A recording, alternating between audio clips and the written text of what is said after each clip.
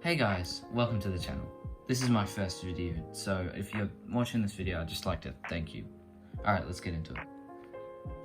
Today, we're talking about the Nike Dunk Coast Low from Panda, obviously.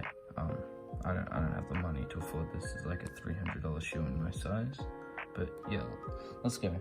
So, it's just important to know, these are fake. I do not condone purchasing fakes. This video is for educational purposes only, and if you do want to get started with Panda, just use my link in the description. Okay, so if we take a closer look at this design, it's just a beautiful colorway. I mean, the gold might not be your thing. Obviously, you can get the shoe in with white accents instead of the gold. I think that's the UNC Dunk. It's virtually the same colorway. They're very similar shoes. But the fascinating part, I mean, as far as rep sneakers go, they're often on the cheap end, but this is the mega cheap end. These were only 59 yuan.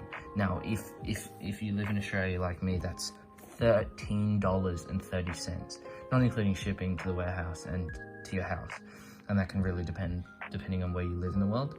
But it's just an incredible price for such a good looking shoe. I mean, it's not perfect, it has its flaws, but overall it's just a nice shoe. Yeah, the quality and attention to details here is just really nice. You can just look at the stitching right here. It's just quality. I mean, it's not perfect, but you can see that some effort went into here, and you really can't tell that they're fake, because if you I mean, Nike these days, their quality control is terrible, so these could easily slip through. I mean, and again, much cheaper. So I've tried them on previous to recording this, but in terms of fit, they are true to size. I am a true to size 10, and as you can see in there, they are a US. You can't see it. It's a 10. But yeah, the comfort's really good. And they held up initially. I don't know how they're gonna be long time. The material feels pretty good. They're reasonably durable. The quality, I don't know how to tell if they're gonna last, but right now they seem pretty good. But obviously the price might affect their durability in the long run. When we talk about value, it's hard to overlook the incredible price of 59 yuan.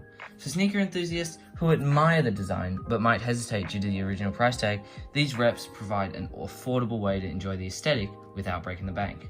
Now, considering their non-authentic status, you might get called out by your friends, but like, who really cares?